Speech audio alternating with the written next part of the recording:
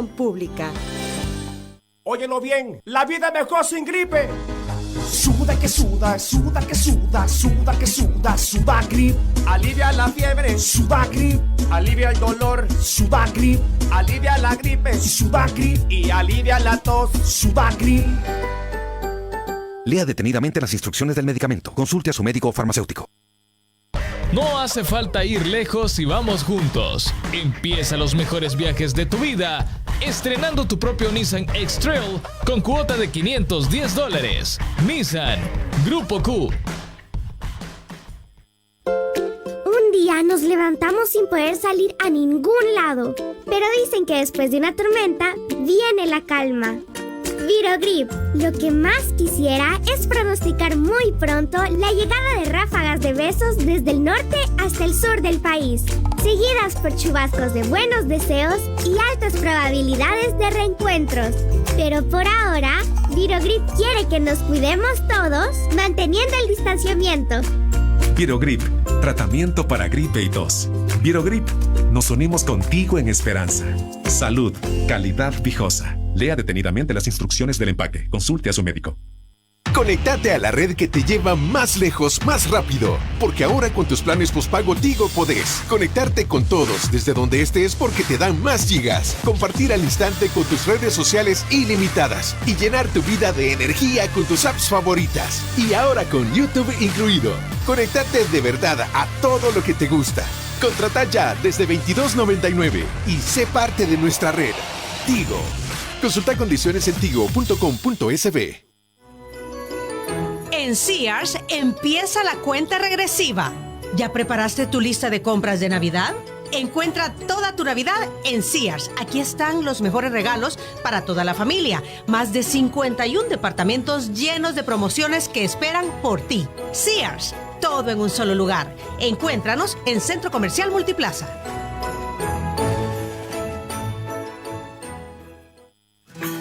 Disfruta el rico sabor de la Navidad con las orejitas de Pan Sinaí. Pan Sinaí, el rico sabor de vivir. De lo mejor de la naturaleza. Trigo, semillas y la mejor receta Lido. Tortitrigo. Nuevos empaques, nuevos sabores. Original, integral y multigrano. Buenas por naturaleza. Nuevas Tortitrigo de Lido. Yo de Lido no me olvido. Ahora 3 en 1. Nueva Tortitrigo Mix. 28 paquetes surtidos. Nuevas Tortitrigo Mix. Buenas por naturaleza. Yo de Lido no me olvido. Allá son Coffee and Donuts. Aquí es pan dulce con café. Cobra hoy tu remesa de MoneyGram, Ría o Cusca en Mi Banco y llévate un dulce regalo para compartir. Caminemos juntos. Mi Banco. En Crecer nos esforzamos para hacer tu vida más fácil. Por eso somos pioneros en ofrecerte el servicio de biometría de voz para comprobar tu sobrevivencia y la de todos nuestros pensionados. Te llamaremos para que registres tu voz y así, en adelante, harás comprobación por ti mismo con una simple llamada. Tu voz es única, por eso debes registrarla solo una vez. Es rápido, seguro y sin costos adicionales. Tu mejor decisión es crecer. Crecer es ahorro. Inversión AFP. Pedir en tiendacercasb.com no cuesta nada, así como no cuesta nada pagar con el código QR en banca móvil de Banco Agrícola, porque es más fácil y más seguro. Recuerda, cuando vayas a tu tienda, paga sin contacto con banca móvil de Banco Agrícola y tiendacercasb.com. En Arrocera San Francisco tenemos las mejores opciones en canastas navideñas que se ajustan a tu presupuesto. Y si deseas, tienes la opción de armarla a tu gusto. Contáctanos al 2325-0481 y al 7841-2554. Esta Navidad se vive mejor cuando regalas una canasta San Francisco. Encuentra más información en la fanpage de Arrocera San Francisco. Tradición desde 1968.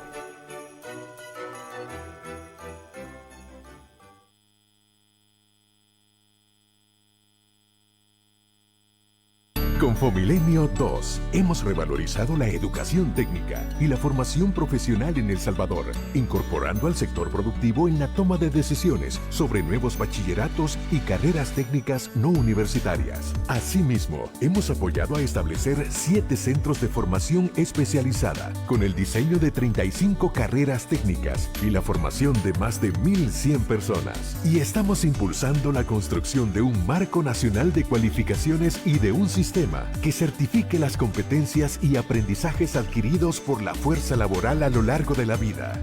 Juntos estamos construyendo un mejor El Salvador. Fomilenio 2. Más inversión, menos pobreza.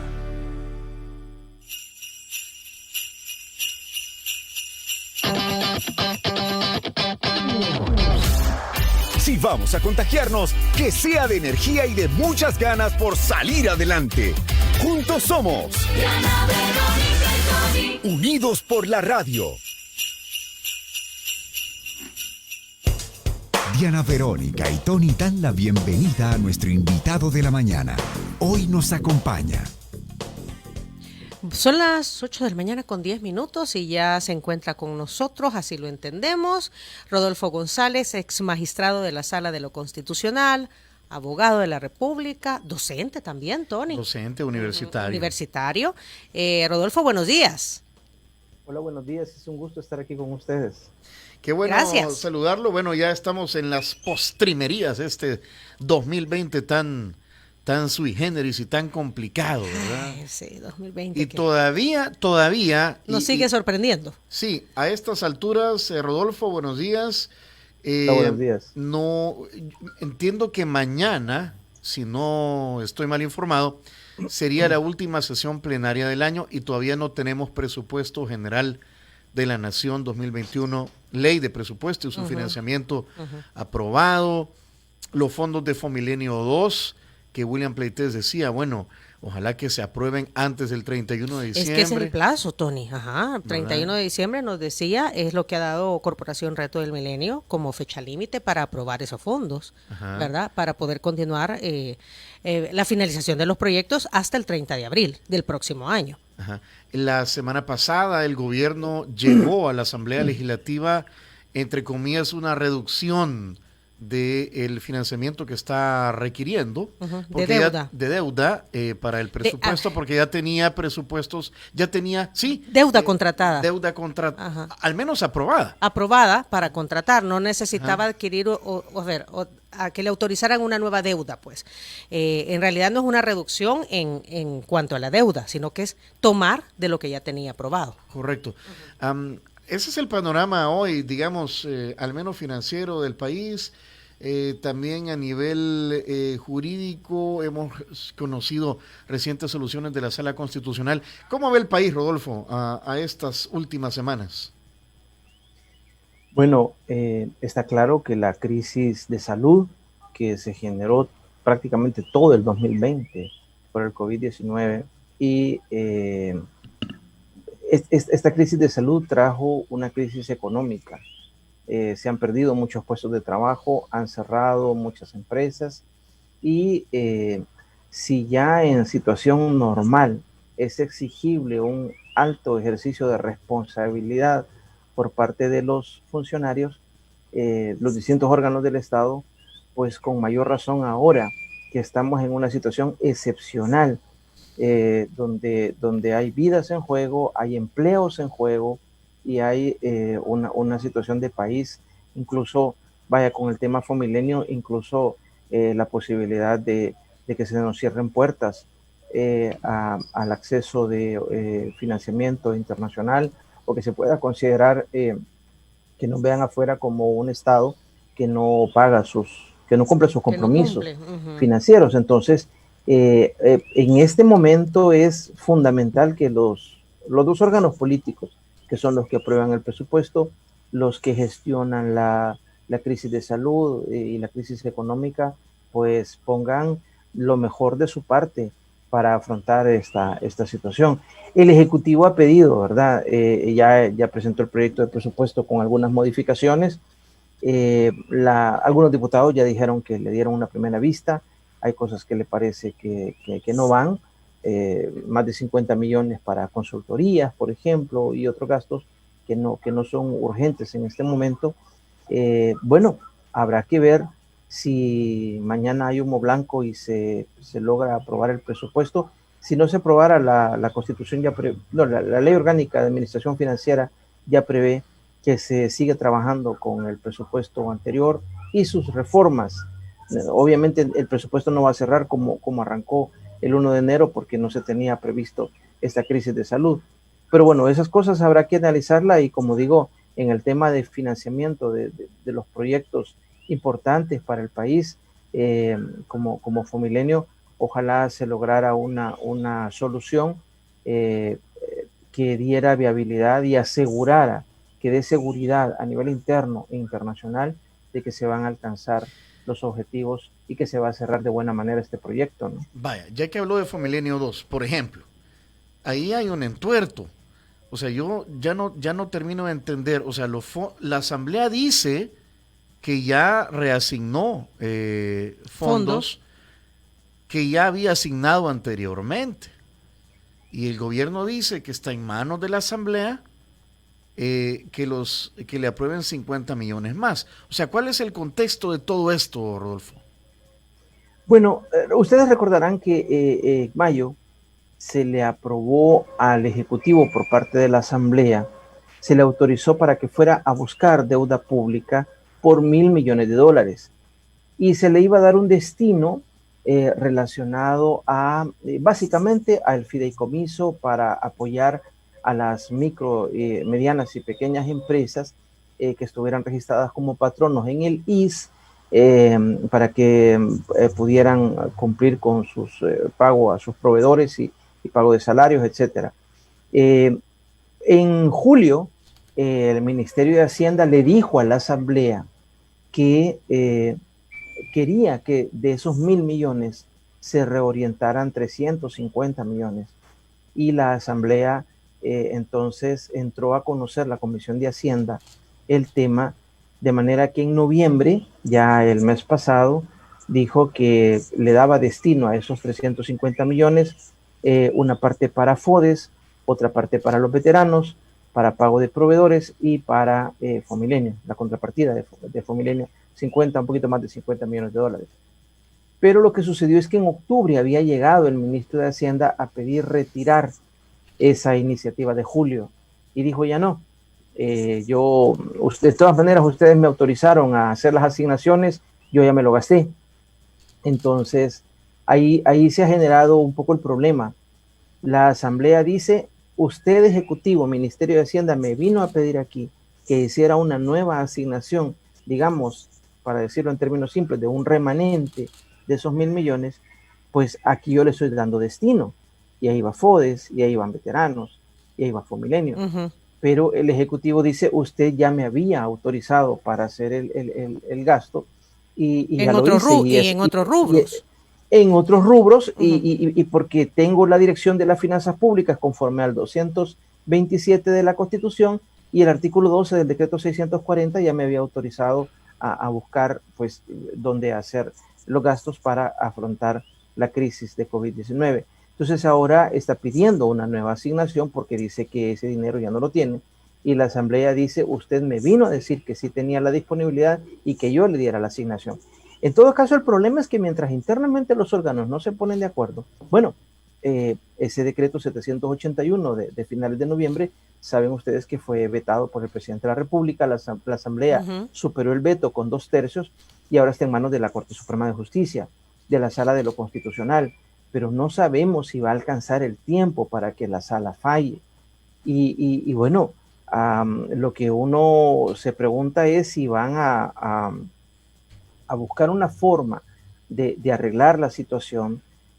Tiene herramientas la Asamblea para buscar una forma de resolver este tema si la Sala, como es previsible, no alcanza a fallar a tiempo. El Ejecutivo no ha rendido cuentas de la manera en que se hizo ese gasto. Entonces está la palabra de un órgano contra la del otro, ¿verdad? Uno dice que ya lo gastó y el otro órgano dice que ahí había disponibilidad y que de ahí se ha tomado para hacer la contrapartida. Pero como digo, los riesgos son bien altos, que hacia afuera se vea al Estado salvadoreño como un Estado que no cumple con sus compromisos, y a nivel interno también podría haber demandas de los contratistas a los que se les buscó para hacer los proyectos que han quedado por ahora pues congelados, varados. Así es que ahí hay un punto importante, entre otros, que se tienen que abordar con respuestas financieras, y está, digamos, un poco la pelota en la cancha parcialmente de la Asamblea con la aprobación del presupuesto y parcialmente en algunas medidas que pueda tomar también el Ejecutivo. Ok, es mayor detrimento no aprobar fondos para la contrapartida de Fomilenio 2, por lo que se vendría posteriormente, las demandas, por ejemplo, de los contratistas. Pero un paso atrás, Rodolfo, la pregunta es, si la Asamblea había asignado ya fondos, le había aprobado la asignación de fondos al Ejecutivo para rubros específicos, y el Ejecutivo dice, no, mire, yo lo utilicé para otros rubros o para otras necesidades. De acuerdo a algunos diputados, el Ejecutivo tenía que haber pedido aprobación a la Asamblea Legislativa para utilizar esos fondos para otros destinos. ¿Es así? Sí, es que hay un principio de especialidad, ¿verdad? La Asamblea aprueba el presupuesto en el que se le da destino específico, 10 millones para este rubro, otros 5 millones para el otro, 20 millones para el otro. Es más, nosotros emitimos en la Sala de lo Constitucional algunos fallos para frenar unas prácticas que empezaba a llevar el gobierno de Funes, de que hacía la autorización de las transferencias de un rubro a otro por simple acuerdo ejecutivo, sin pasar por la Asamblea. Y nosotros dijimos, mire, ahí la Constitución es muy clara, que para hacer esas transferencias tiene que pasar por la Asamblea, no lo puede hacer por simple decreto ejecutivo. Y además le agrego otro factor, que es que el Ejecutivo no ha rendido, se le ha llamado cualquier cantidad de veces, y no ha rendido cuentas de cómo obtuvo ese financiamiento y cómo le dio destino a los 1,000 millones. Además de que hay un acto del Ejecutivo que llegó a pedir que se hiciera la reasignación. Ya de octubre para acá, el Ejecutivo está diciendo que, lo cual es cierto, que ya se le había dado la habilitación para hacer los movimientos y que los hizo, pero no ha dado cuentas. Por eso digo, los diputados, usted le pregunta a los diputados y le dicen que sí tiene disponibilidad, y el Ejecutivo le dice que no porque lo gastó y porque así se le había autorizado en mayo. ¿Y cómo sabemos si fue o no fue? No se le ha dado acceso a la Corte de Cuentas ni se ha rendido cuentas ante la propia Asamblea de ese gasto. Es una cantidad muy, muy grande de dinero, los 1,000 millones, sin contar otros endeudamientos que se han tenido en el año.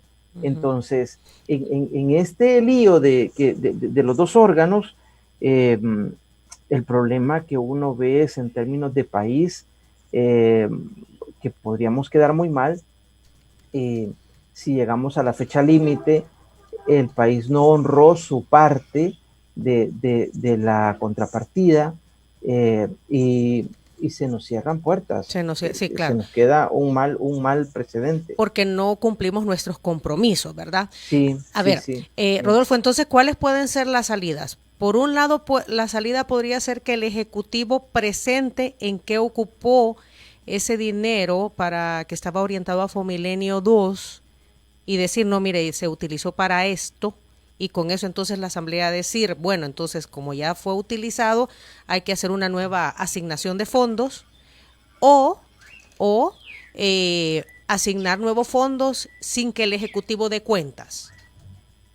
No se puede esperar a que el Ejecutivo no dé cuentas. De verdad que el Ejecutivo tiene que hacer un ejercicio de responsabilidad y mostrar a la Asamblea. Usted ve que se ha manejado el doble discurso. Yo no tengo que darle cuenta a la Asamblea, sino que a la Corte de Cuentas. Y cuando ha llegado la Corte de Cuentas, tampoco se le da la información al órgano que está llamado por Constitución para revisar todo lo relativo a las finanzas públicas. Entonces, hay un ejercicio de responsabilidad que tiene que hacer el Ejecutivo. Si realmente obtuvo el financiamiento y lo gastó, pues que lo explique a la Asamblea.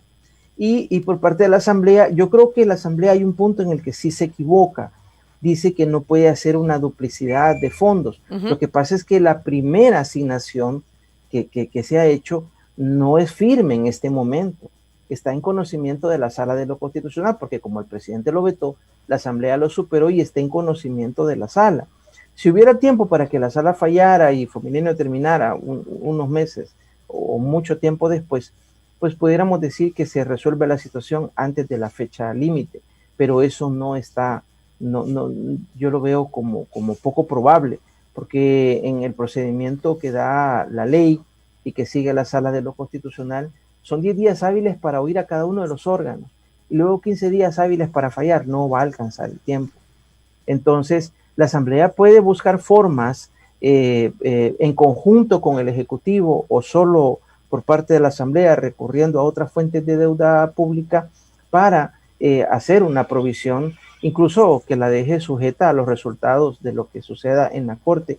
Pero yo sí creo que solo por mencionar tema de Fomilenio, porque hay otros temas en el presupuesto, pero solo por mencionar este tema, realmente el riesgo de países es grande. Entonces ahí es donde, digamos, se encienden las alarmas, ¿no? ¿En qué cancha? Y se pide que los órganos hagan un ejercicio ambos de responsabilidad para definir esta situación.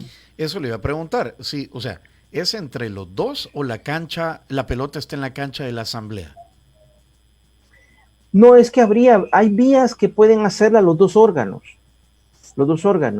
Si por ejemplo el Ejecutivo identificara disponibilidad de fondos, no de deuda pública, sino del presupuesto normal, y le pidiera a la Asamblea nada más la autorización de las transferencias, que es lo que ordena la Constitución. Uh-huh. Ahí mueven, digamos, ficha ambos órganos.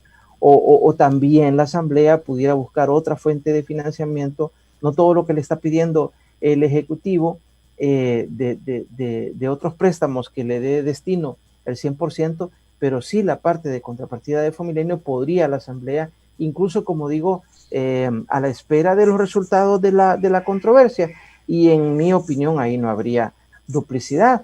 Lo importante es que se vea, ya ve como a veces somos observados pues por organismos financieros, calificadoras de riesgo, etcétera, que se vea que hay disponibilidad. De hecho, uno de los indicadores no económicos, pero sí políticos, que toman en cuenta es la posibilidad de alcanzar acuerdos. Uh-huh. Hay posibilidad de alcanzar acuerdos por parte de los órganos, de manera que se encuentren formas financieras de solventar la deuda. Eso abre puertas, aparte de los indicadores puramente económicos, pero se toman en cuenta indicadores políticos como la disponibilidad o posibilidad que tengan los órganos de alcanzar acuerdos, y podrían dar una muestra importante, ¿no? Ya al final del año. Uh-huh. Bueno, es cuestión de que se pongan de acuerdo, identificar dónde están algunos recursos que pueden estar disponibles y eso, ponerse de acuerdo y reorientar.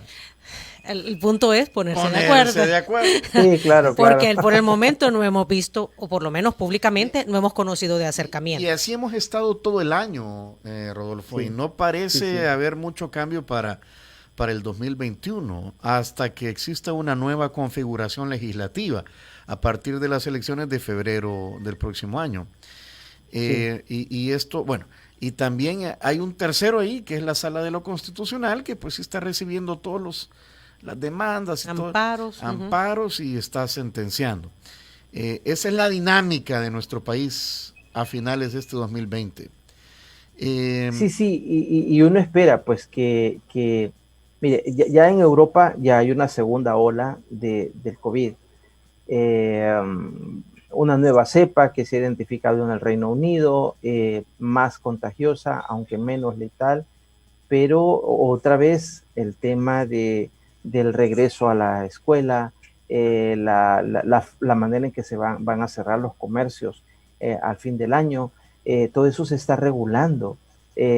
Más medidas de teletrabajo, educación virtual, que pasa en las zonas en nuestro país donde no hay acceso a internet o no se tiene ni siquiera un dispositivo para poder conectarse.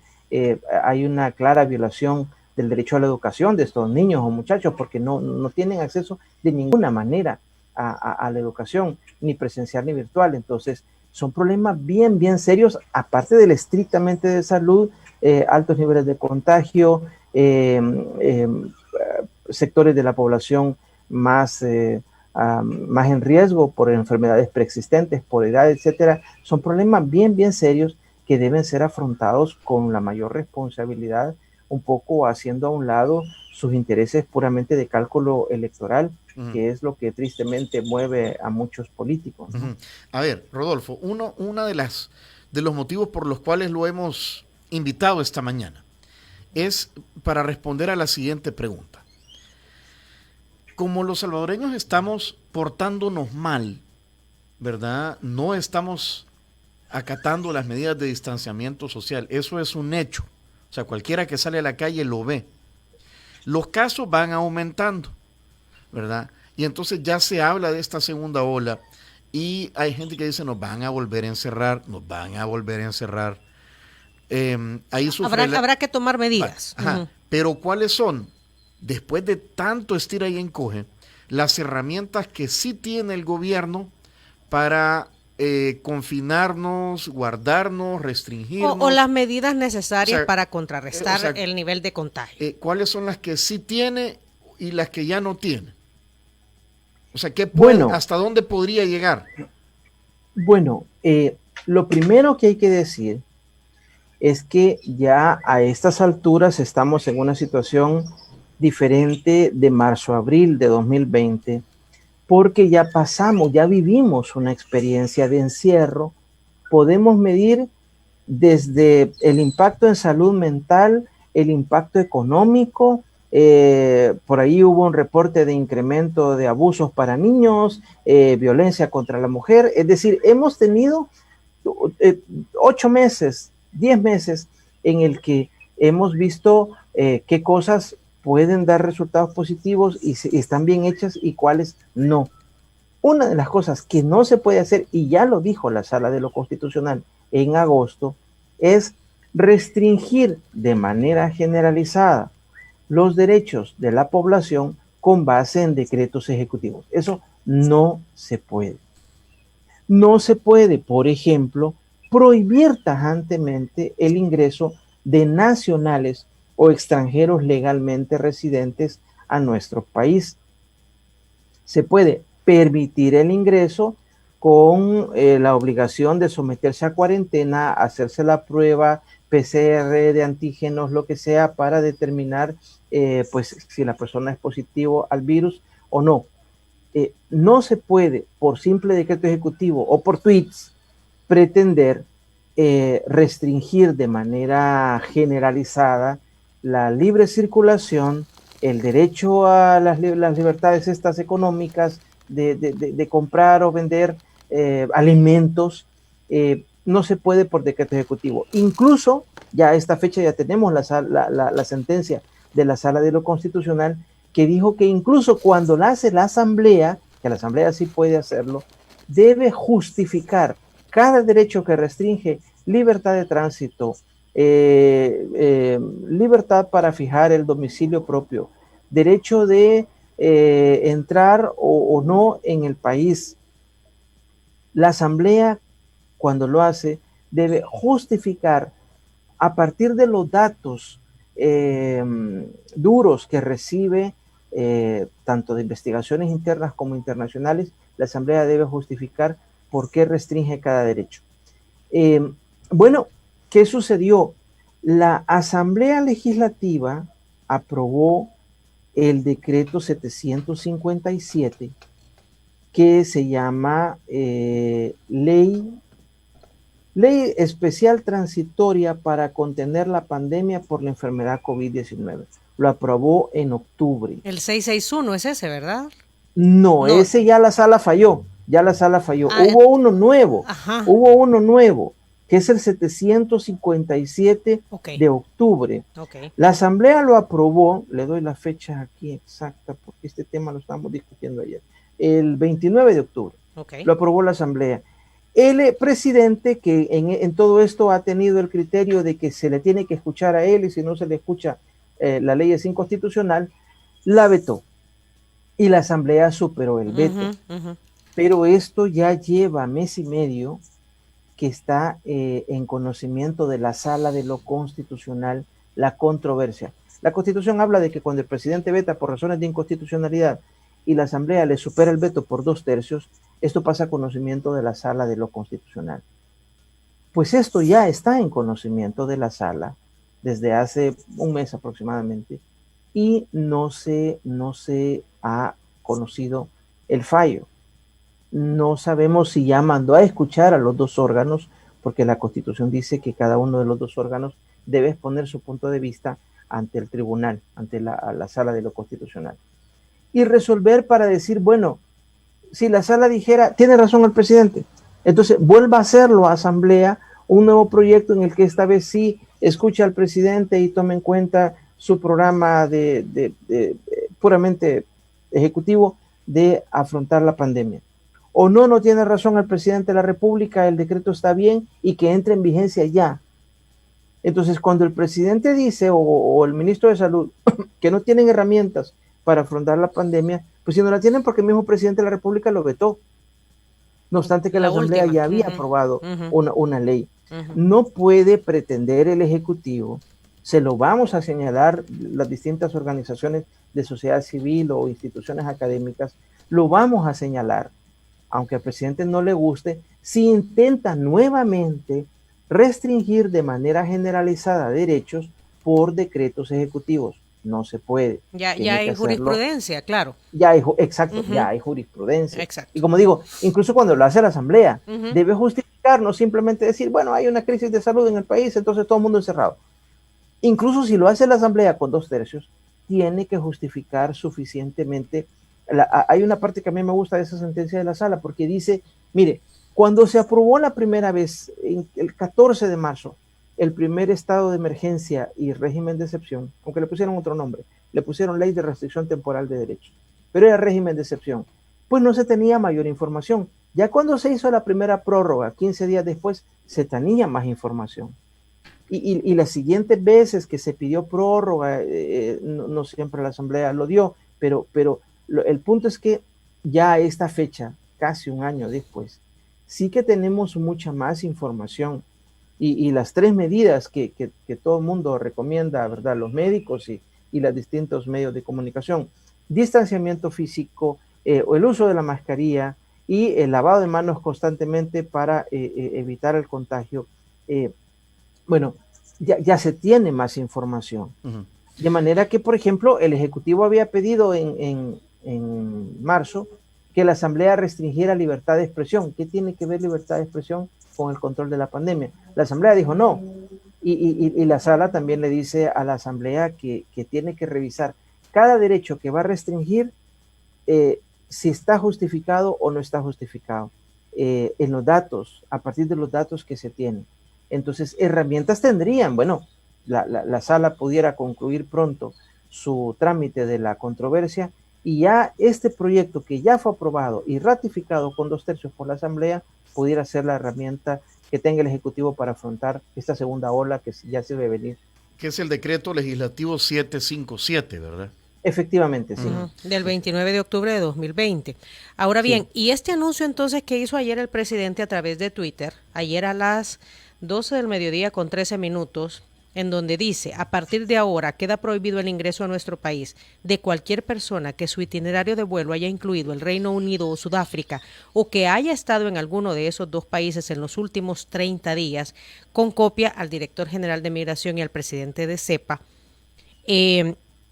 ¿Lo puede hacer el presidente o puede ser una primera medida y ponerse de acuerdo con la Asamblea Legislativa para establecer un protocolo con personas que vengan de estos países? ¿Qué es lo congruente de acuerdo a la ley?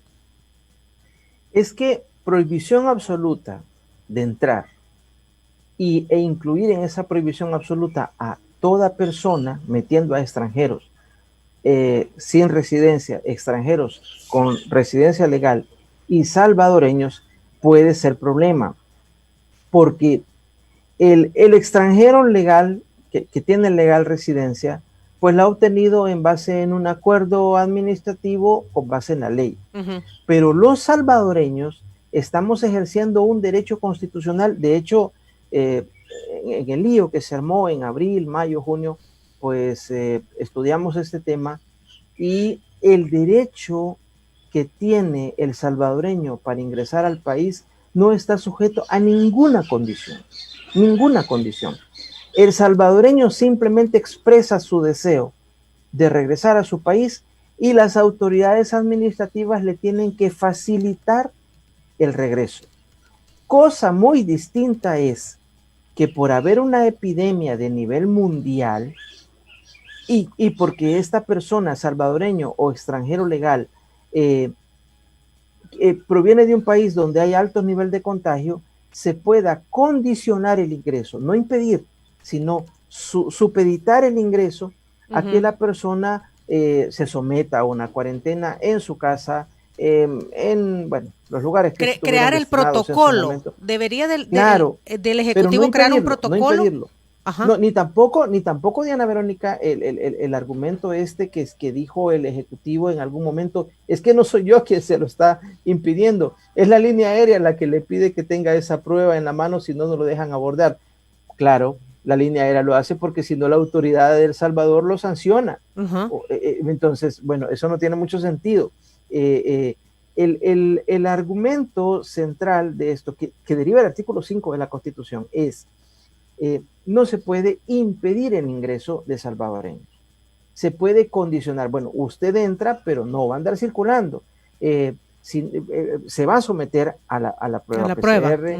Y además, en caso de duda, no podemos ni siquiera arriesgarnos a que usted ande circulando, tal vez como asintomático, diseminando el virus, pues entonces usted se somete a una cuarentena en su casa, donde lo que se ofreció y nunca se hizo, ¿verdad? Que iba a llegar. La cuarentena domiciliaria obligatoria. Personal de salud, hasta revisando, tomándole la temperatura y ver que la persona cómo evoluciona. Bueno, eso, ya aquí hay una primera medida. Luego parece que lo aclaró alguna funcionaria del Ejecutivo, creo que la comisionada Recinos aclaró que no es impedimento, sino que es que se va a regular. Bueno, pero impedir no lo permite el artículo 5 de la Constitución. Ahí sería un primer problema, si se quiere hacer como se hizo en abril-mayo. O sea, ya pasamos por todo eso. Exacto, o sea, pues ya, sí. Ya no deberíamos de estarlo discutiendo, sino que seguir los canales correspondientes.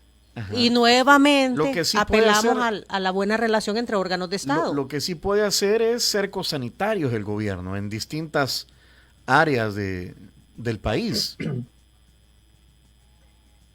Pero en ese punto incluso la jurisprudencia de la sala aclaró que las medidas de aislamiento sanitario, es que mire, la Constitución lo permite. La Constitución dice en el artículo 66 que toda persona contagiada de una enfermedad transmisible puede ser obligada a someterse al tratamiento. Y obviamente, si la enfermedad es transmisible, si es una enfermedad susceptible de generar una epidemia, o ya estamos en situación de epidemia, pues que la persona se someta al tratamiento implica una restricción de su libertad. Está en esta habitación del hospital, está en su casa, está en cama y no puede andar circulando. Pero primero, ¿quién va a determinar ese nivel de restricción? Debe ser con base en una ley.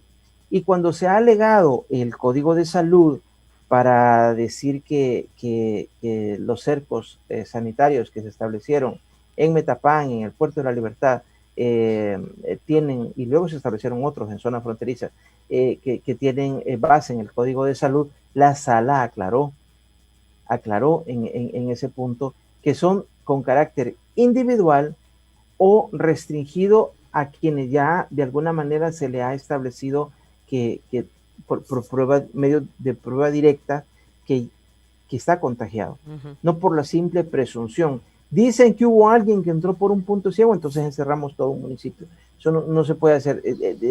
Para decirlo en otras palabras, tiene que ser un manejo proporcionado, responsable, porque al final a nadie le gusta que las autoridades lo encierren, le impidan salir a comprar, o a transportarse. ¿Recuerdan ustedes cuando se decía no podían ir dos personas en un vehículo? Y si eso sucedía, se le iba a decomisar el vehículo, se le mandaba a centros de contención, tenía que salir con su número de DUI, Eso no se puede hacer por decreto ejecutivo, eso ya lo aclaró la jurisprudencia. Sí, deben de ponerse de acuerdo los órganos de Estado, ¿no? O sea, ya eso ya debería quedar por sentado. Son las 8:44, Tony, y hay otro tema también en el ambiente que tiene que ver con aspectos jurídicos. El caso de el director de la Policía Nacional Civil, Mauricio Arreaza Chicas. La semana pasada la Asamblea Legislativa aprobó es una recomendación con efecto inmediato, ¿verdad?, de destitución del director de la Policía Nacional Civil por los hechos del 9 de febrero. Pero pues conversamos con otro abogado y decía no hay precedentes al respecto. Y el presidente de la República también ya se ha expresado, el mismo día se expresó el jueves, si no mal recuerdo fue, y dijo no voy a acatar esa recomendación. De acuerdo a su experiencia, Rodolfo, ¿qué es lo que procede? Porque no hay, decía en la historia moderna, a partir de 1983, no hay un precedente de una situación como esta. Efectivamente, no hay. Bueno, recordemos, quizás a mí me gustaría partir de dos premisas rapidito. Una es que en nuestra Constitución los distintos órganos del Estado se controlan entre ellos.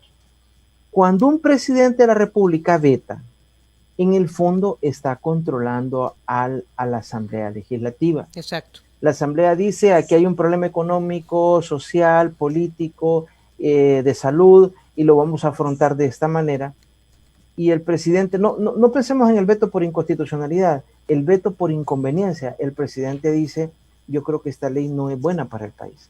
Y la veta, está controlando a la Asamblea.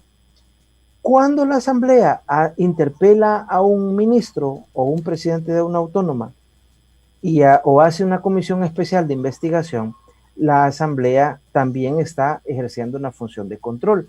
Y por supuesto, cuando la Sala de lo Constitucional conoce demandas de inconstitucionalidad o controversias, está ejerciendo control. Es fundamental en el régimen constitucional republicano los controles, los famosos checks and balances de los que se habla en Estados Unidos y que es, digamos, un elemento esencial de un régimen democrático y republicano. Ahora, eso siempre se ha tenido, pero la Constitución fue reformada en el 91, 92 para separar las funciones de defensa y seguridad pública. Se crea la PNC y a la PNC se le pone dos obligaciones importantes. Colaborar en la investigación del delito con la Fiscalía y mantener las funciones de policía de resguardo del orden en el ámbito urbano y rural, y dice, con estricto respeto a los derechos humanos y respeto a la legalidad. Así dice el 159. Ese fue reformado.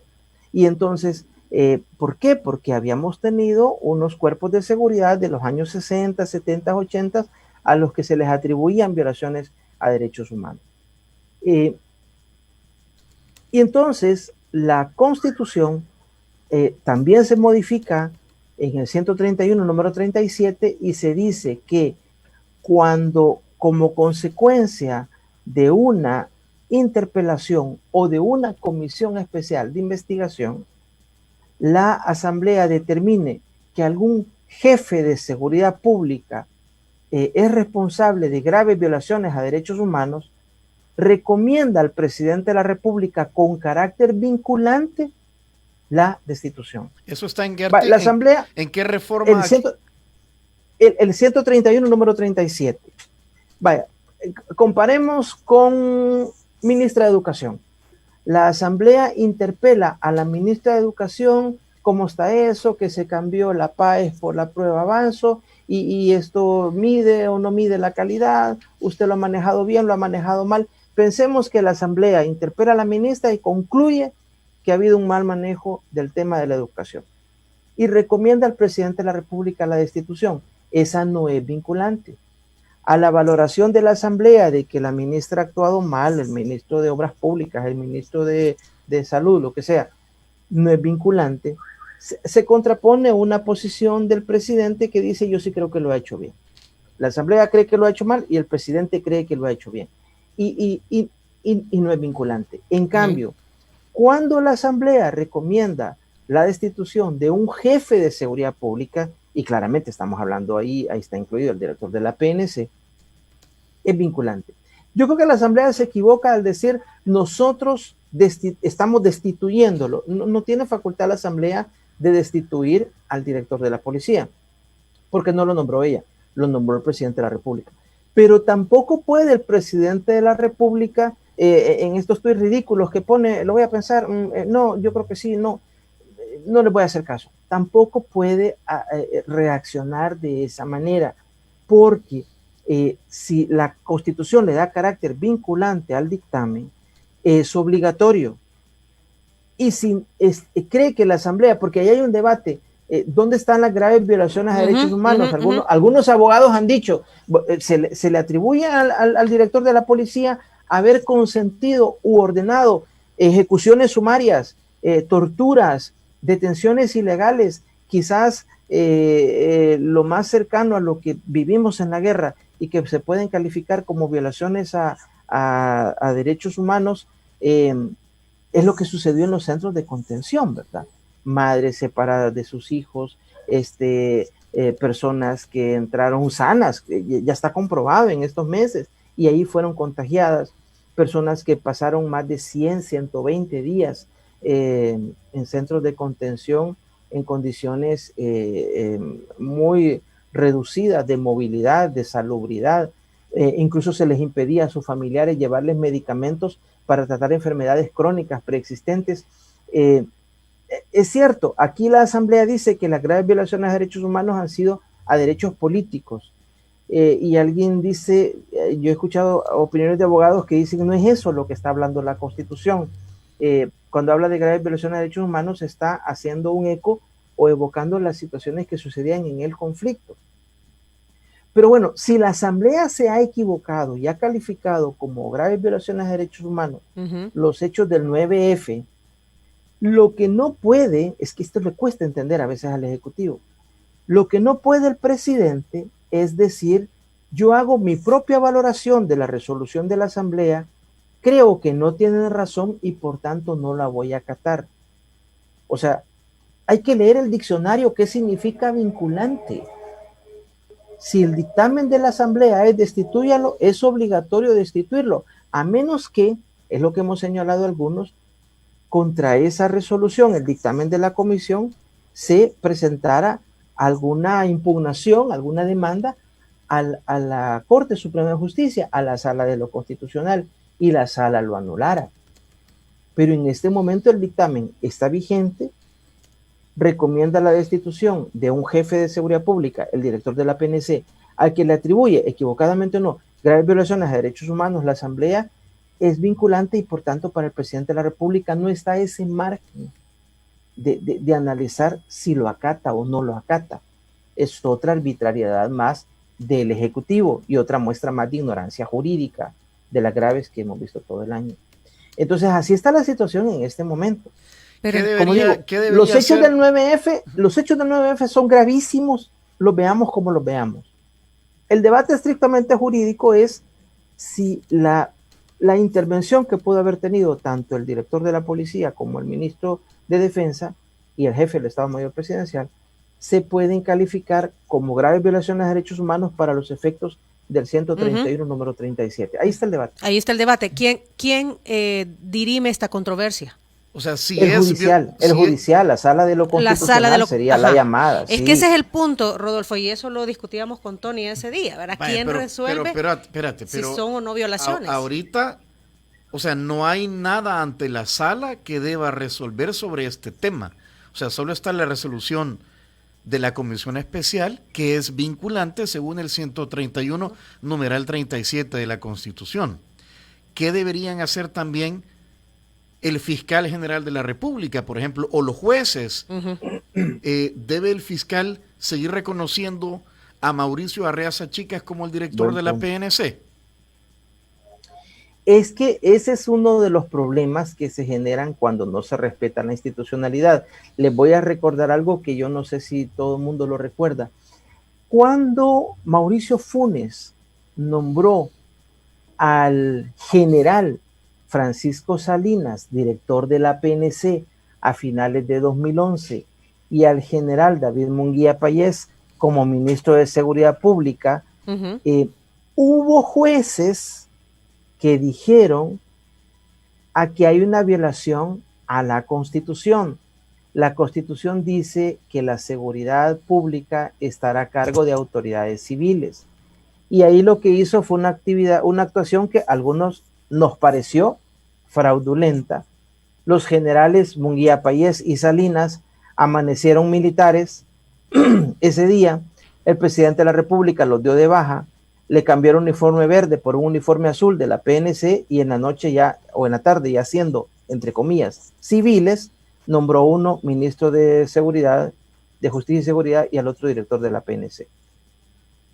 Y hubo casos de jueces que dijeron, la policía en este momento ya no es civil, ya no está a cargo de una autoridad civil, y, por ejemplo, se negaron a recibir requerimientos por parte de la Fiscalía, que había ordenado, dado dirección funcional, para que se realizaran diligencias de investigación por un cuerpo de policía que a jueces le pareció que no era civil. Cierto. Entonces, ese problema se abre en este momento. Si nos vamos a la idea de los actos institucionales, el acto institucional que está vigente en este momento es el dictamen de la Asamblea que determina que, como consecuencia de una comisión especial de investigación, que le atribuye al comisionado de Reza Chicas graves violaciones de derechos humanos y, por tanto, ordena con carácter vinculante su destitución. Eso es lo que está vigente en este momento. El tuit del presidente, eso no vale nada. Su declaración pública de que no lo voy a acatar, pues sí, otro capricho más, ya lo sabemos. Pero acto institucional válido es el de la Asamblea, que solo puede ser anulado por otro acto institucional de un órgano ejerciendo potestades que le da la ley, y solo puede ser la Sala de lo Constitucional. Pero sí, Fiscalía, jueces, otras autoridades pudieran en algún momento empezar a cuestionar la validez de actos ordenados por el director de la policía, en el entendido de que, bueno, es policía, pero director no es.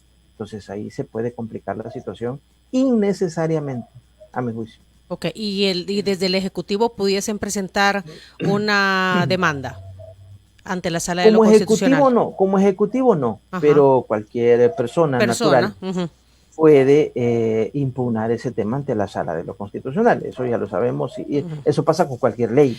Eso pasa con cualquier acuerdo de creación de una comisión especial de investigación por parte de la Asamblea. ¿Y el carácter de inmediato a partir de cuándo comienza a funcionar? Porque es un recomendable y es un recomendable desde la Asamblea Legislativa con carácter vinculante. Con carácter vinculante, pero de inmediato cumplimiento. Utiliza la palabra inmediata, no me recuerdo cómo es que dice, pero con carácter inmediato. ¿A partir de cuándo cuenta el inmediato? Hasta publicado en el Diario Oficial. Lo que yo creo que no se puede considerar es que quede sujeto a que el presidente de la República lo formalice. Para estos efectos, la intervención del presidente sería nada más la formalización de la destitución. Creo que dictámenes de las comisiones especiales no se publican en el Diario Oficial. Hay un documento de 60, 70 páginas que circuló en redes sociales la semana pasada, que es el dictamen de la Asamblea. Creo que ya lo colgaron en la página web de la Asamblea, pero no se publica en el Diario Oficial. Y de inmediato la Asamblea lo ha entendido así, que desde que lo pronunció, que fue el jueves pasado, ¿no? Y este documento... Pero ya está en el limbo, en este momento la situación está en el limbo. Es decir, insisto, el tuit del presidente diciendo que no lo va a acatar, o declaraciones públicas que haya dado, no sé si lo dijo en el Mozote o en cualquier otro lugar ayer, en el acto de ayer, no, eso no vale, eso no puede anular un acto institucional emanado de la Asamblea, por mucho que le gustara al presidente de la República, pero no es una manera de anular un acto institucional de la Asamblea. Sí, tiene que ser con un documento legal, pues. Ahora bien, claro, y este documento llega a la Presidencia de la República, a Casa Presidencial. Sí, se comunica, sí. Se comunica. Entonces dependerá de que lo reciba Casa Presidencial, que lo dé por recibido. No sé si es un excesivo formalismo, ya no estamos en las épocas. Bueno, es que nosotros lo vivimos con Mauricio Funes, que desconectaba el fax de Capres para que no darse por normal. Bueno, no, por eso es pregunto. Que tenemos una clase política silvestre en nuestro país, lamentablemente. Es que por eso pregunto, porque entonces yo no sé, pero es que con esta matonería que tiene el Ejecutivo son capaces de no dejar entrar al notificador de la Asamblea en la puerta de Casa Presidencial para decir que, bueno, hasta que entre y a ver si le dejamos entrar, y hasta que esto se esté en las manos del presidente, pero ya está en la vacación de Navidad y ya sabemos, ¿verdad? Sí, lo dilata hasta por ahí a mediados de febrero. Una última duda, o sea, usted ha dicho, la FGR o los jueces pueden comenzar a cuestionar la legalidad del director de la PNC al mando de la institución. O sea, policía sí es. Pero sí, policía es, no se le distribuye como director, ya no. Institución como policía, sí. Pero director ya no. Para que deje de ser policía hay un procedimiento ahí interno en el que la inspectoría de la PNC le atribuye una infracción y se lo recomienda al director, que es el mismo, la institución, bueno, para que deje de ser que sería otro director, recomienda a la institución como policía. Y él como policía o como persona, si sigue ejerciendo o firmando documentos o órdenes de captura o qué sé yo, cosas que le mandan a los jueces, el director de la PNC, si va su firma ahí estampada después de este acto institucional de la Asamblea, también puede incurrir en otros delitos.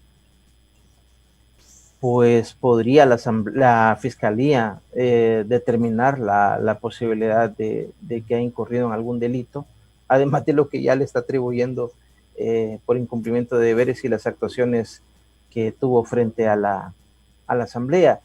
Como digo, es una complicación que se va generando innecesariamente y que tiene la base el irrespeto a la institucionalidad, el irrespeto a las competencias recíprocas. Que así empezó todo, pues. O sea, él no estaría en esa situación si en un principio hubiese hecho lo que la Comisión Especial le pedía, que era llevar al ministro de Hacienda, o si el ministro de Hacienda hubiera ido la primera vez que lo llamaron. Sí, no, pero en este caso es por lo del 9F. Ah, bueno, sí, es cierto, tenés razón. Ajá, lo otro está en la Fiscalía. En el quinto de Paz. Que probablemente le puede llegar a Sidney Blanco. El 22 de diciembre, mañana. Sí. Mañana es que se establece. Bueno. Audiencia. La audiencia inicial, exacto. Mañana 22. Ok. ¿Quién dirime esto entonces? Volvemos a la pregunta inicial. Está en el limbo. Está en el limbo. En este momento está en el limbo, sí. Obviamente la Asamblea dice que el director de la policía ya está destituido. Como es un caso inédito desde que se reformó y se incorporó ese artículo en la Constitución en 1992, pues tenemos casi 3 décadas que el tema no se había dado. ¿Y qué es lo que hace el presidente después de ese dictamen vinculante?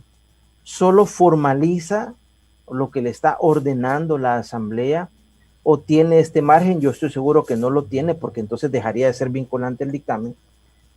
Y es diferente a los casos en que el dictamen no es vinculante. Ahí sí el presidente tiene un margen para decir, no, pero es que es un buen funcionario, yo creo que es el idóneo, y es un criterio puramente discrecional del presidente.